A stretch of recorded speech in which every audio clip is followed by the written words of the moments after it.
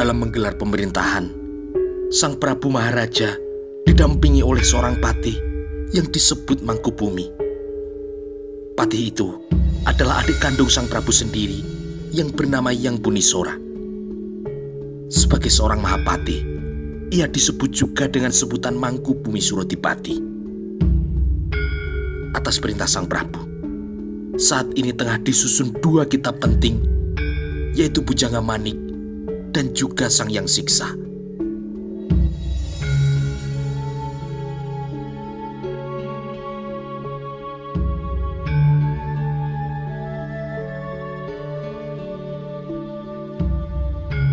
Kearifan yang demikianlah yang telah menyebabkan rakyat Sunda Galuh juga menyebut rajanya dengan panggilan Sang Prabu Wangi, kata Ranggakweni.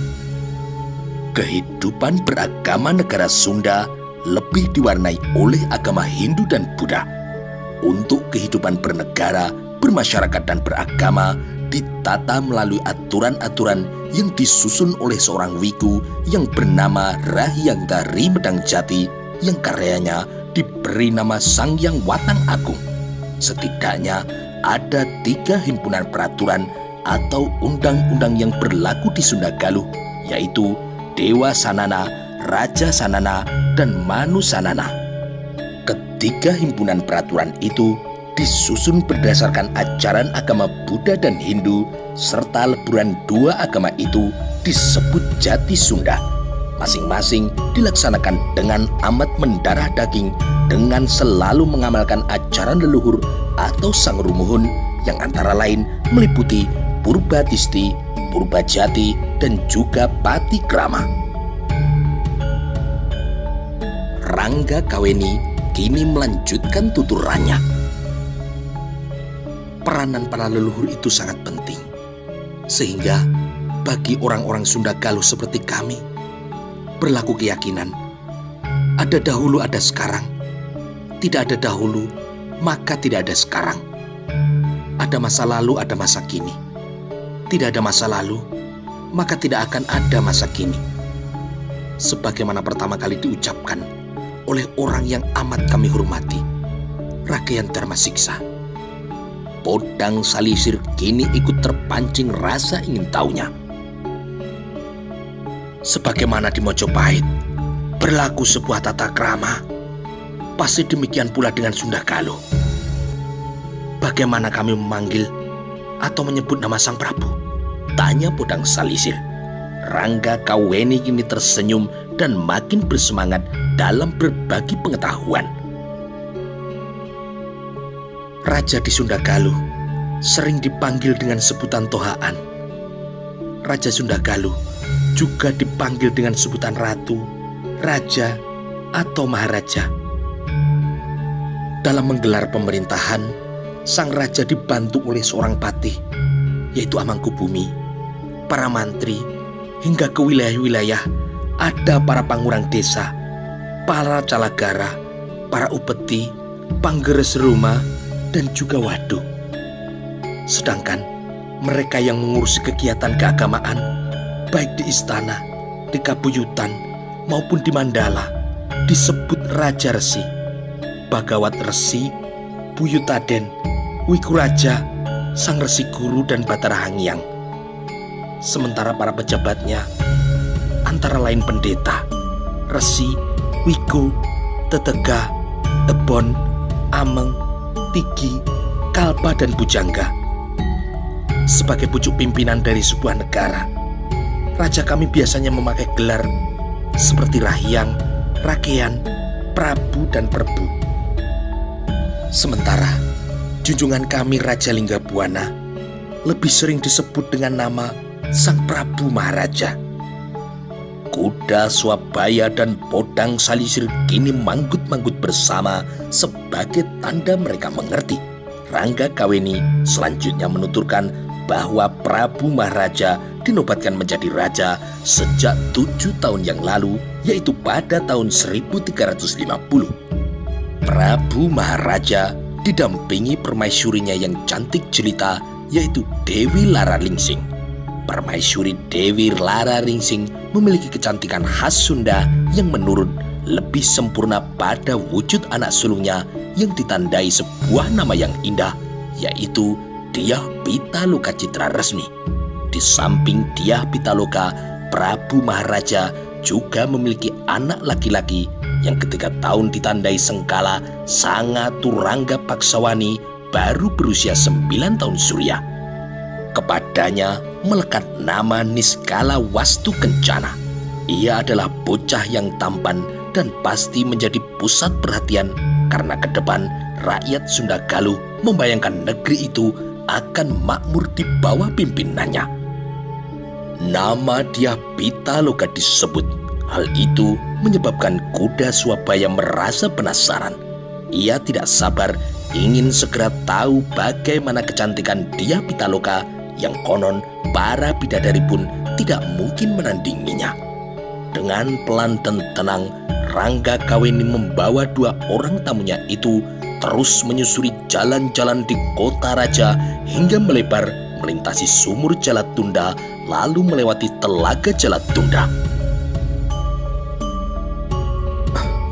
Apa yang dilakukan oleh orang itu? Bertanya kini kuda Swabaya. Rangga Kaweni menoleh mencari-cari orang yang dimaksud. Yang mana? Balas Rangga Kaweni. Itu, orang itu, jawab kuda Swabaya sambil mengarahkan telunjuknya.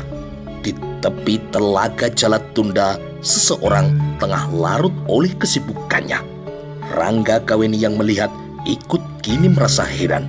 Tidak biasanya di tempat itu ada orang yang asyik dengan lembaran kain di depannya. Kain yang direntang dengan menggunakan tali-tali panjang. Namun dengan segera Rangga Kaweni menemukan jawabannya. Siapapun orang itu, agaknya ia tengah sibuk dalam melukis. Oh, orang itu sedang melukis, jawab Rangga Kaweni. Bodang Salisir yang memiliki pekerjaan sebagai pelukis sangat tertarik kepadanya. Ternyata tidak hanya dirinya yang menggemari pekerjaan itu. Di Sunda Galuh rupanya ada pula orang yang menekuni kegiatan serupa. Bagus sekali. Bolehkah aku turun di sini saja? Jangan khawatir, aku nanti pasti kembali, ucap Bodang Salisir. Rangga Kaweni tidak berkeberatan dengan permintaan itu. Kereta kuda dihentikan untuk memberi kesempatan pada Bodang Salisir untuk kemudian turun.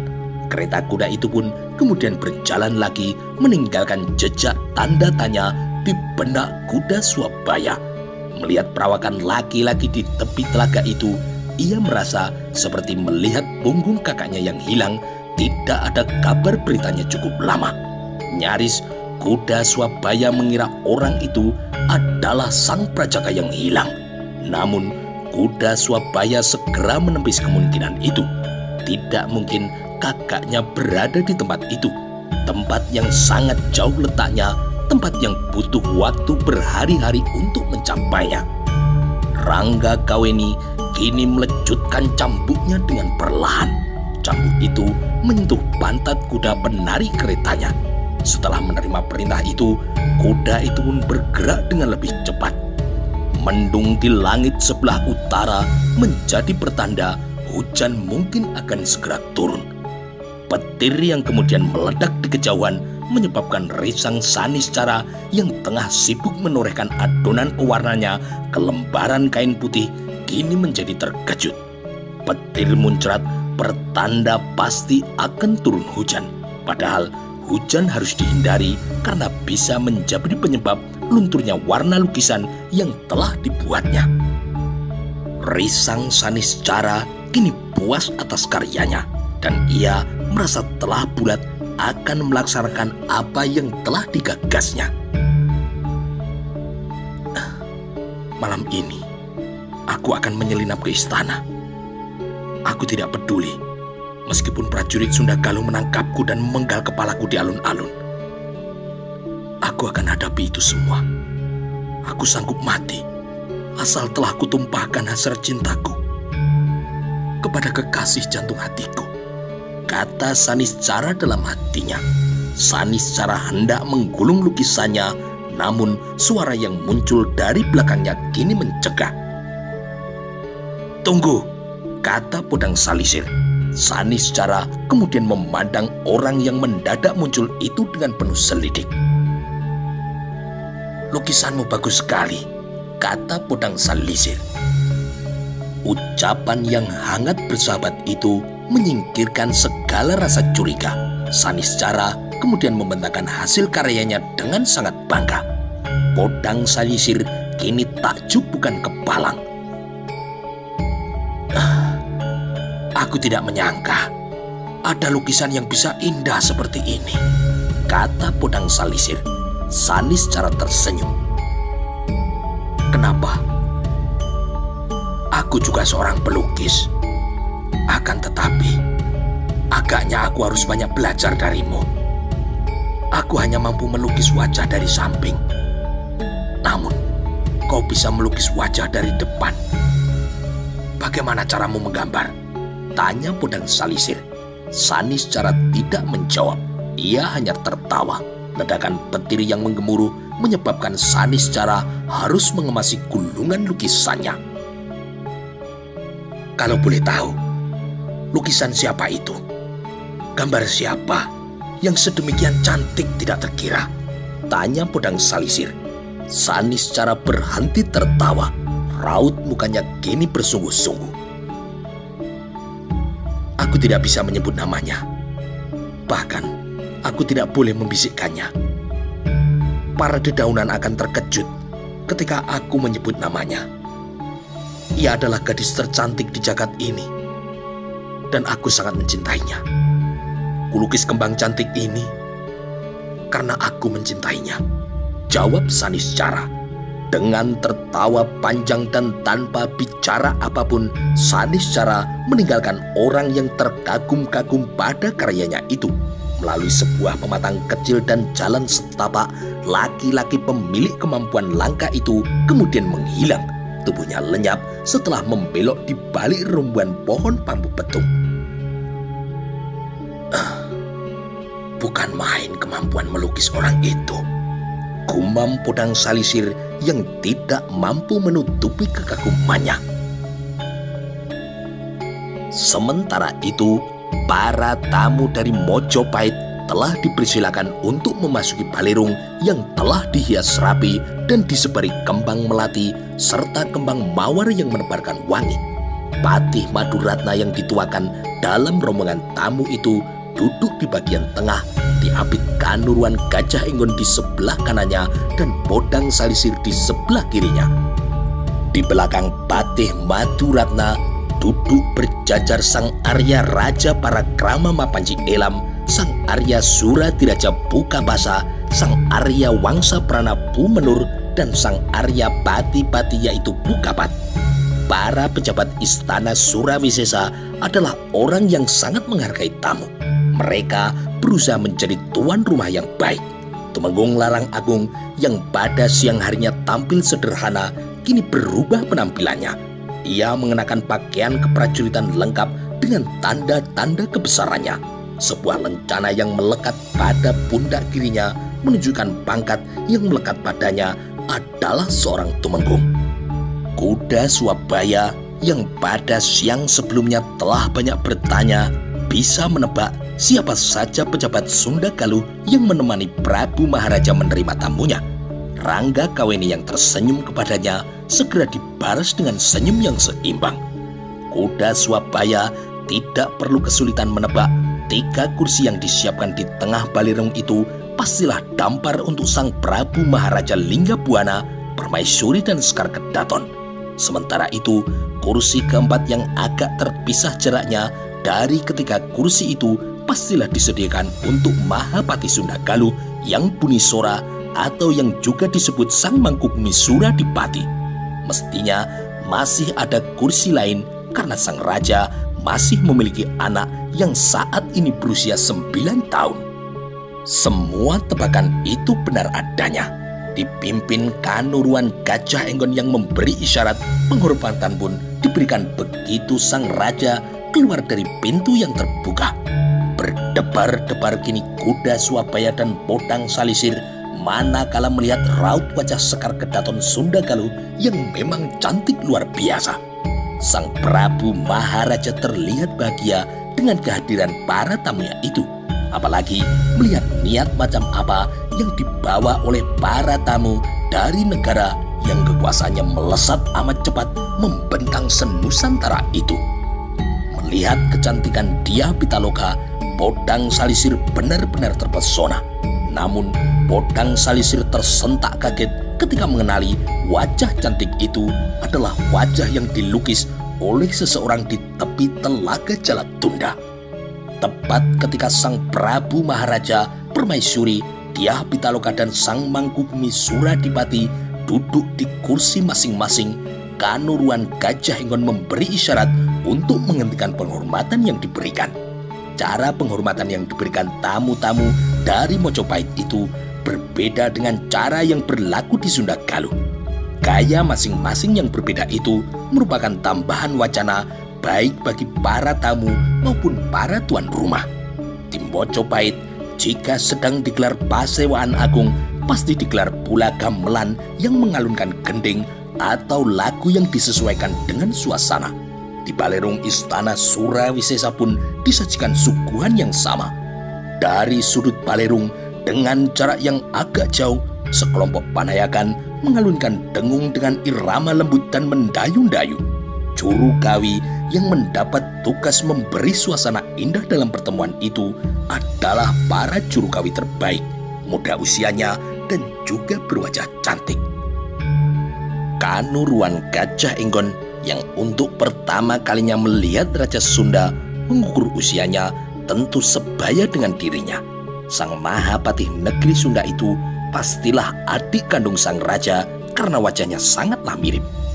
Namun Mangkubumi Suradipati tidak setampan wajah kakaknya. Ketampanan raja dan kecantikan ratu itulah yang menurun sempurna pada wajah Dyah Pitaloka. Sementara itu, sang permaisuri tetap terlihat cantik meskipun kini telah berusia mendekati 40 tahunan. Sementara itu, Dyah Pitaloka memang layak menjadi pusat perhatian. Atas nama pribadi dan atas nama kerajaanku, aku mengucapkan selamat datang kepada para tamu dari Majapahit. Selanjutnya, aku persilakan untuk menyampaikan apa keperluan yang dibawa dari Jawa. Aku siap untuk mendengarnya, ucap Prabu Maharaja yang ternyata menguasai bahasa para tamunya. Patih Maduratna yang menunduk itu kemudian menengadah sambil merapatkan kedua telapak tangannya.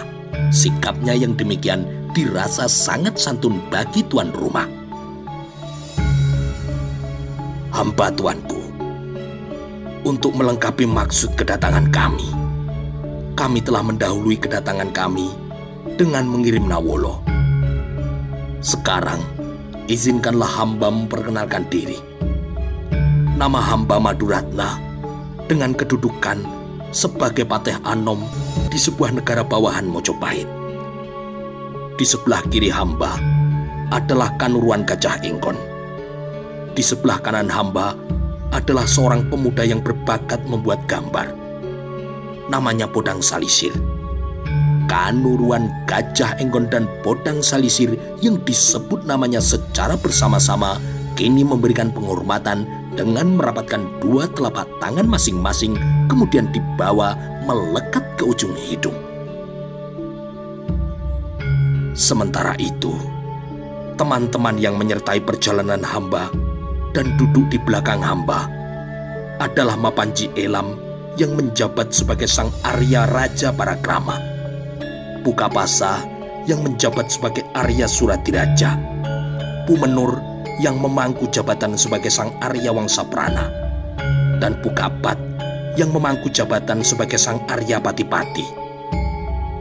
Mereka adalah para Arya yang mendapat tugas khusus dari Ragan Mahapati Gajah Mada untuk melihat dari dekat apa yang bisa dipelajari dari negara Sunda Galuh, lalu dikembangkan di Mojopahit.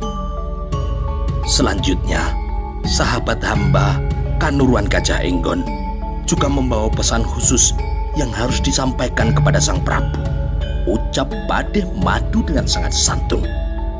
Sang Prabu Maharaja kini memandangi wajah tamunya satu persatu. Yang Bunisora belum mengeluarkan ucapan apapun, tetapi menyimak pembicaraan itu dengan penuh perhatian.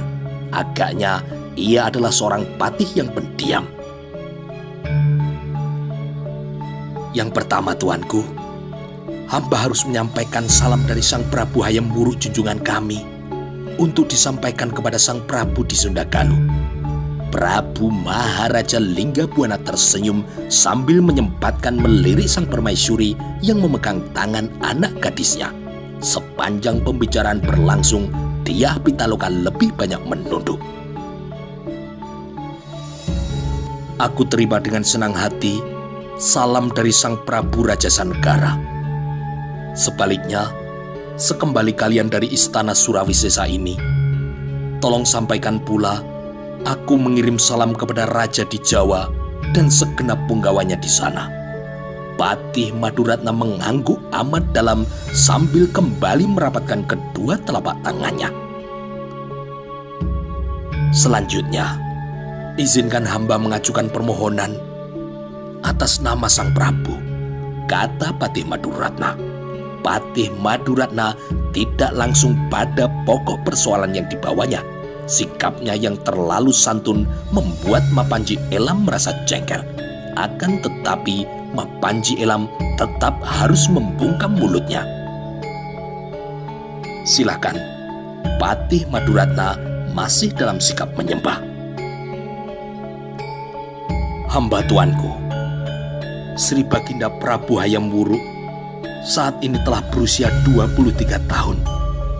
Dan Ibu Suri Sri Kitarya Tribuana Tunggadewi Jaya Wisnuwardani berpikir bahwa Prabu Hayam Wuruk sudah saatnya memiliki garwo prameswari. Telah banyak gadis anak raja bawahan yang diambil gambarnya, tetapi belum ada satupun yang membuat hati Sang Prabu berkenan.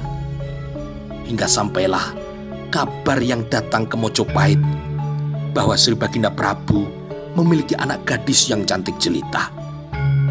Dengan segala kerendahan hati, kami mengajukan sebuah permohonan agar diizinkan untuk menggambar wajah dari Sekar Kedaton Sunda Galuh yang nantinya akan kami sampaikan kepada Sang Prabu. Jika Sekar Kedaton Sunda Galuh yang menjadi pilihan beliau, kelak kami akan kembali berkunjung lengkap dengan tata upacara adat semestinya. Suasana hening kini menyapa Balirung itu. Tidak ada seorang pun yang berbicara. Sang Prabu Maharaja saling melirik dengan istrinya. Sebagai orang tua, Raja dan Permaisuri Sunda Galuh merasa adanya semacam guncangan di rongga dadanya. Perasaan seperti itu lazim terjadi pada orang tua yang memiliki seorang anak gadis, lalu anak gadisnya itu diminta orang. Rasa bahagia sekaligus rasa sedih kini menyatu mengharu biru. Orang yang berniat mengawini Dyah Pitaloka bukanlah orang sembarangan. Ia adalah raja besar di tanah Jawa dengan wilayah kekuasaan yang sangat luas, seluas wilayah Nusantara. Jika Dyah Pitaloka Citra resmi nantinya didudukan sebagai permaisuri, sungguh itu adalah kedudukan yang sangat terhormat. Walau melalui permintaan Sekar Kedaton digambar terlebih dulu, yang itu berarti Dyah Pitaloka bisa saja bukan orang yang dikehendaki oleh Rajasa Negara. Namun kecil kemungkinan hal itu terjadi karena Dyah Pitaloka memiliki kecantikan yang sangat gilang gemilang. Para punggawa Keraton Sunda Galuh kini terdiam, namun sejatinya di dalam hati mereka sedang terjadi pergolakan riuh. Patih Bunisora tidak menampakkan kesan apapun pada raut wajahnya. Akan tetapi hati paman yang dekat dengan Pitaloka itu merasa senang keponakannya akan memperoleh jodoh yang sepadan. Beberapa orang perwira lain ada yang ikut gembira, namun ada pula yang seketika merasa patah hatinya. Selama ini beberapa orang perwira muda yang masih lajang berharap-harap cemas angan-angannya bisa menjadi sebuah kenyataan. Dengan Dyah Pitaloka telah dilamar seperti itu, maka tertutuplah peluang untuk mereka. Podang Salisir yang merasa mengemban tugas berat harus menggambar wajah Sekar Kadaton Sunda Galuh sangat sulit mengenyahkan gambar indah luar biasa yang telah dituangkan di atas selembar kain oleh seseorang di tepi Telaga Jalatunda. Setelah melihat wujud Sekar Kadaton Sunda Galuh secara langsung, taulah Podang Salisir sosok yang digambar itu adalah kembang istana yang sekarang berada di depannya. Orang itu menggambarnya karena ia mencintainya, ucap Podang Salisir dalam hatinya. Akan tetapi Podang Salisir menyimpan semua yang ia ketahui itu hanya dalam hatinya. Ia belum berbicara kepada siapapun dan mungkin tidak perlu. Selanjutnya, mengenai sesuatu yang harus dibicarakan denganku, tanya Prabu Maharaja. Sadar perhatian Prabu Maharaja sedang ditujukan kepadanya menyebabkan Gajah Enggon bergegas untuk memberikan penghormatannya. Hamba tuanku, hamba hanya diizinkan untuk menyampaikan pesan itu kepada Sri Baginda secara tersendiri dan tertutup. Kali ini Gajah Enggon yang berbicara. Prabu Maharaja menebar pandangan matanya ke segenap perwiranya, merayapi raut wajah Tumenggung Larang Agung, Rangga Kaweni, Sutrajari, Panji Melong, dan Jagat Saya. Baiklah, akan kuberikan kesempatan khusus itu besok pagi, jawab Prabu Maharaja. Saat kesempatan diberikan kepada para panayakan dan para juru kawi untuk menguasai acara, suasana malam itu kini menjadi hangat. Di sebuah meja disediakan buah-buahan segar yang baru dipetik dari pohonnya dalam jumlah yang berlimpah.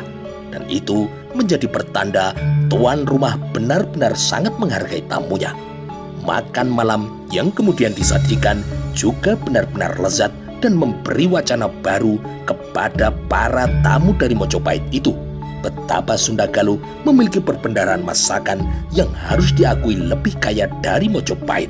Sambalnya, pepesnya, dan lalapannya semua terasa enak di lidah. Gajah Enggon kini mengambil jarak untuk memperhatikan Mapanji Elam. Gajah Enggon berpikir besok pagi saat Prabu Maharaja memberikan waktu kepadanya untuk berbicara, Mapanji Elam harus dihadang agar jangan sampai ikut menemaninya berbicara dengan tuan rumah. Kanuruan Gajah Enggon segera teringat pada ucapan dari Pradabasu saat ia meminta saran bagaimana menyiasati keadaan itu.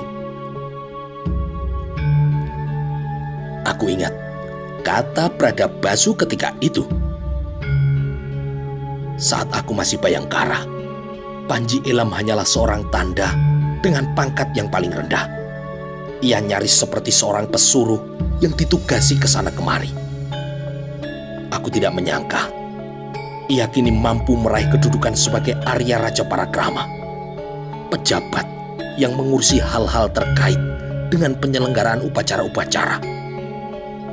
Aku mempunyai cara yang mungkin bisa kau gunakan. Nanti aku uraikan. Gajah Enggon memperhatikan dengan cermat bagaimana kini Mapanji Elam makan dengan lahap sambil melirik penari yang meliuk-liuk lincah mengikuti irama. Sementara itu, di dalam bilik sang Prabu usai penyambutan tamu, Dyah Pitaloka tidak mampu menutupi kegelisahannya. Kemungkinan bakal adanya lamaran dari istana Mojopahit agaknya membuat kedua orang tuanya sangat bahagia. Terlihat itu dari senyum mereka yang selalu mengembang. Namun jatuh cinta yang tengah dirasakannya kini telah menjelma menjadi sebuah keyakinan, sehingga lamaran dari Mojopahit itu menjadi momok yang sangat menakutkan baginya. Persiapkan dirimu dengan baik-baik, Pitaloka, ucap ayahnya dengan pandangan mata yang amat berbinar-binar. Dyah Pitaloka yang menunduk itu kemudian menengadah memandang pada ibunya. Lamaran itu masih belum tentu, Sri Paduka. Boleh jadi lukisan wajah hamba akan menarik perhatian dari sang Prabu. Namun bisa pula beliau tidak tertarik. Jadi sebaiknya janganlah paduka tuanku Ayahanda merasa gembira terlebih dulu. Semua masih belum tentu. Sang raja kini melirik pada permaisurinya. Dengan tegas sang raja kini menggeleng. Tidak mungkin. Tidak mungkin Raja Majapahit tidak jatuh cinta kepadamu. Kau sedemikian cantik dan semua orang tergila-gila kepadamu. Dia Pitaloka kini menunduk. Ibunya kini datang mendekatinya. Mungkin kau benar, Pitaloka. Mungkin saja Prabu Hayam Wuruk tidak tertarik pada kecantikanmu. Namun jika Prabu Hayam Wuruk menjatuhkan pilihan kepadamu, kau harus siap.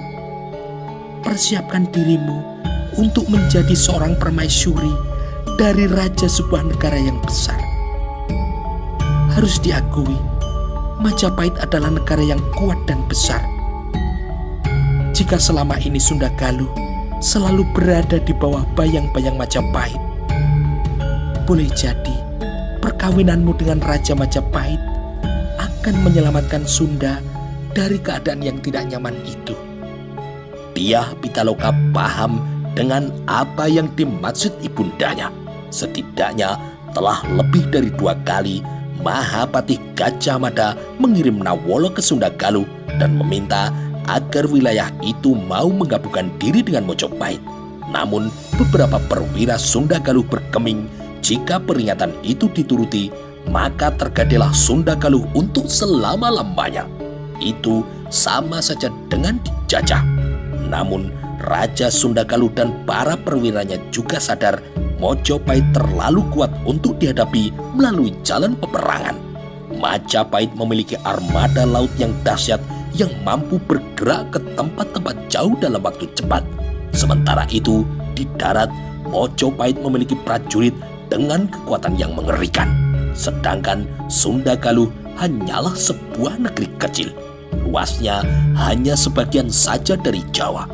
Namun meskipun kecil, Sunda Galuh merupakan negara yang makmur karena bebas berhubungan dengan siapa saja, termasuk berniaga dengan negara yang amat jauh letaknya seperti Tartar. Alasan itu yang telah menyebabkan ada banyak pihak ingin segera menggilas negara itu, termasuk Gajah Mada. Itulah sebabnya 2 kali surat yang dikirim Gajah Mada dan secara nyata bisa diartikan sebagai sebuah ancaman itu harus disikapi dengan cermat. Negeri Sunda Galuh telah menggariskan pandangan hidupnya bahwa Sunda Galuh adalah negara yang cinta damai dan lebih menekankan menghindari permusuhan. Oleh karena itu, penguatan prajurit tidak mendapat jatah yang banyak. Amat berbeda dengan Mojopahit yang memiliki cara pandang yang berbeda. Bagi Majapahit, kekuatan prajurit amat diperlukan tidak hanya untuk menghadapi musuh, tetapi juga untuk memaksa negara tetangganya untuk mau bersatu kepadanya. Beberapa orang perwira telah mengingatkan Sang Prabu untuk memperhatikan hal yang satu itu. Akan tetapi, Sang Prabu tetap pada keyakinannya. Sunda Galuh tidak perlu punya musuh. Prabu Maharaja tidak menganggap Mojopahit adalah sebagai sebuah ancaman. Cara-cara damai jelas jauh lebih baik daripada menghimpun prajurit dalam jumlah yang tidak masuk akal yang pasti akan membutuhkan biaya yang sangat banyak. Jika ingin menyamai jumlah prajurit yang dimiliki oleh Mojopahit, itu berarti semua lelaki Sunda, tua, muda, bahkan termasuk perempuan harus mengangkat senjata mereka.